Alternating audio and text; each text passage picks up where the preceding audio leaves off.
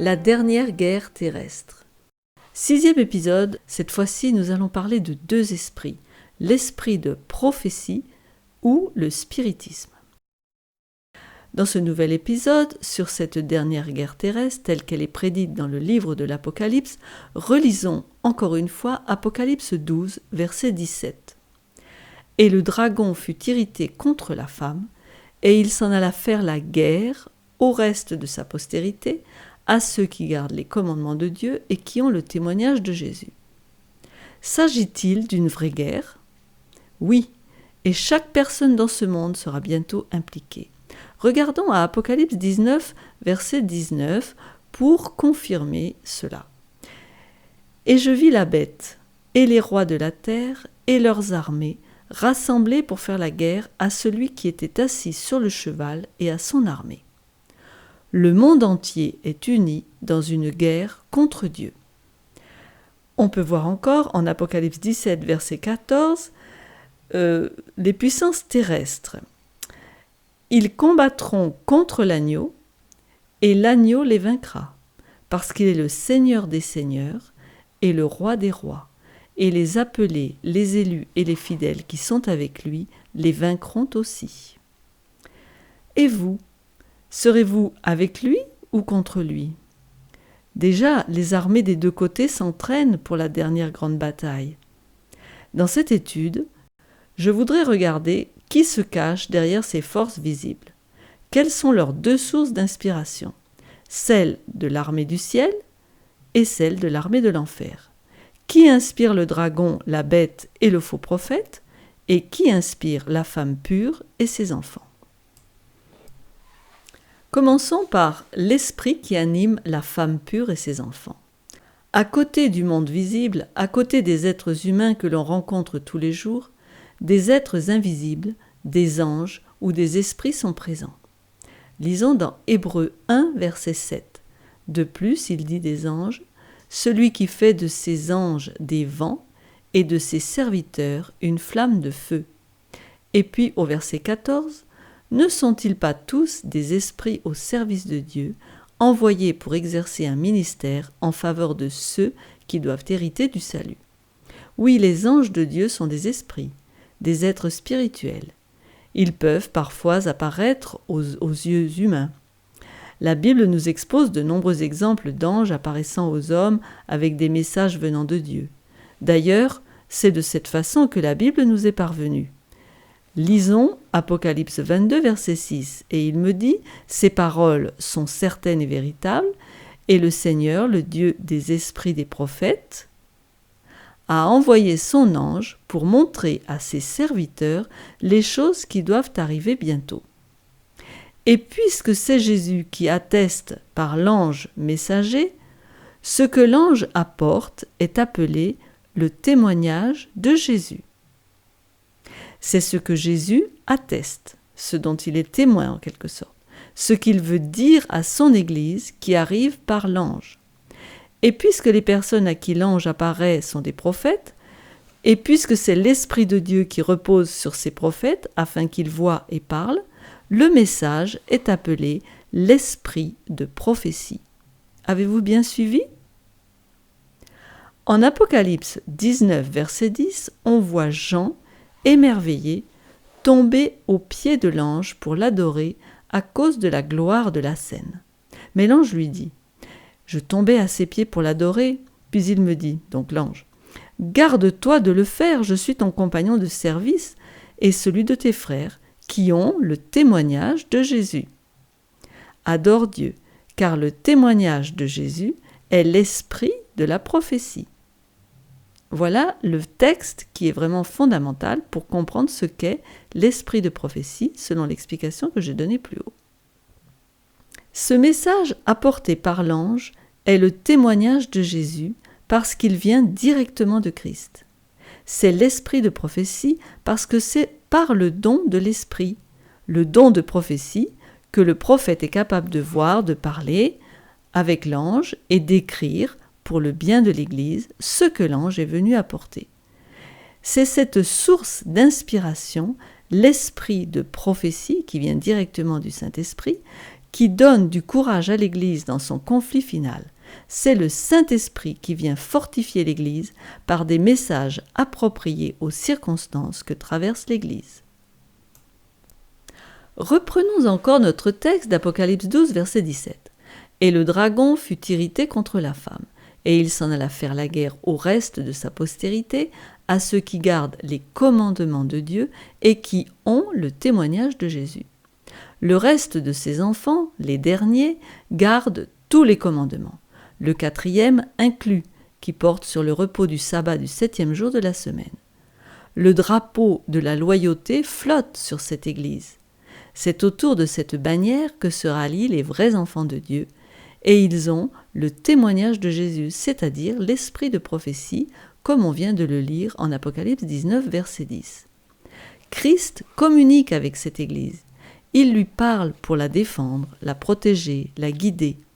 Dieu a placé ce don de prophétie dans le mouvement adventiste par la bouche d'Ellen White, qui a écrit des milliers de pages pour aider la dernière Église à se préparer pour traverser la crise finale. Cette dernière Église est en train de se constituer et de se former, et ceci jusqu'à la fin. Car ces textes d'Apocalypse 12 et Apocalypse 19 nous assurent que nous sommes dans le temps final, et il doit y avoir un mouvement qui garde tous les commandements de Dieu et qui a le témoignage de Jésus, c'est-à-dire l'esprit de prophétie ou le don de prophétie. Et c'est pourquoi le diable est en colère contre cette Église du reste, car par ce don, il est démasqué. Tout piège de l'ennemi est exposé par le travail de ce don. Cela vaut la peine de lire toutes ces pages inspirées. Elles sont instructives pour aborder cette crise finale qui se dessine déjà à l'horizon. Nous nous sommes permis de vous mettre un lien dans la description de la vidéo pour l'un des livres les plus pertinents de l'esprit de prophétie en rapport avec la crise finale. Ce livre s'appelle « Le Grand Conflit ».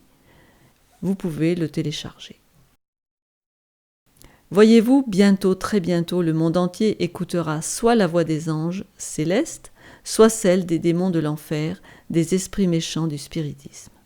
Alors, le spiritisme, parlons-en. C'est la croyance que les esprits des morts communiquent avec les vivants. Les démons, qui sont des esprits, sont capables de faire des signes, des miracles, des apparitions.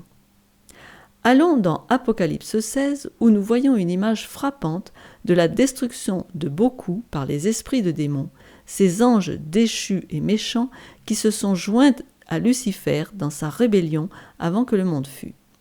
Ils n'ont rien perdu de leur diabolisme en 6000 ans. Leurs esprits sont aiguisés comme des rasoirs et ils vont s'acharner contre le peuple de Dieu avec toute la subtilité et la colère de l'enfer. Lisons Apocalypse 16, 13 à 14. « Et je vis sortir de la bouche du dragon, de la bouche de la bête et de la bouche du faux prophète 3 esprits impurs, semblables à des grenouilles. Car ce sont des esprits de démons, qui font des prodiges, et qui vont vers les rois de toute la terre, afin de les rassembler pour le combat du grand jour du Dieu Tout-Puissant. » Qui est donc derrière cette guerre ? D'après ce qu'on a lu, des esprits de démons. Et que font-ils ? Des miracles, bien sûr, des grandes choses pour attirer l'attention forcément, des miracles accomplis par le prince des démons, entraînant des hommes dans une guerre contre Dieu, que ce soit au niveau des gouvernants ou même dans les églises. On voit toutes ces choses. Cela arrive partout de nos jours, dans les églises, dans de grands auditoriums, dans d'immenses stades en Afrique, aux USA, à Londres. Et là, les démons donnent des messages aux gens dans l'audience. Même les enfants sont visés. Par exemple, quand les enfants sont rassemblés, les démons savent comment les attirer. On raconte l'histoire d'un petit garçon qui avait perdu son chien, qui s'appelait Prince, tué par une voiture 6 mois auparavant. Quels n'ont pas été sa surprise et ses sentiments quand il a vu apparaître son prince au milieu du rassemblement d'enfants, venir le lécher comme avant. Prince était revenu. Maintenant, vous n'allez pas faire croire à cet enfant que ce n'était qu'une illusion. Oui, le diable étudie chaque esprit pour tenter de l'atteindre. Il a 1000 moyens. Comme un serpent qui se glisse dans l'herbe, se tortille et s'enroule. C'est comme cet accident qui a fait des centaines de morts. Les spirites ont proposé leur séance sur le lieu même de l'accident. Ils ont fait des réunions publiques, ils ont fait circuler des invitations proposant à tous de venir pour écouter leur bien-aimé tué dans l'accident. Les gens sont venus nombreux pour recevoir le message de leur cher défunt. Ces spiritualistes conduisent aussi des séances de guérison pour les arthritiques qui sont guéris, les boiteux, les invalides qui étaient invalides depuis longtemps. On vit dans cette époque où de nombreux signes et miracles sont opérés. Mais Apocalypse 16, 13 et 14 dévoilent que ce sont des esprits de démons qui font ces miracles. Ce verset nous dit aussi que notre puissance est dans la parole. Ces esprits sortent de la bouche du dragon, de la bête et du faux prophète. On se rappelle, d'après toutes les études d'Apocalypse qu'on vous a présentées, que le dragon, c'est le diable, il est derrière toutes ces choses. En Apocalypse 12, on a vu que le dragon était la Rome païenne. Aujourd'hui, Rome n'est plus païenne, mais papale. Mais le paganisme y règne toujours. Des millions d'habitants de la terre sont païens. C'est leur religion. Vous voyez, le dragon règne toujours.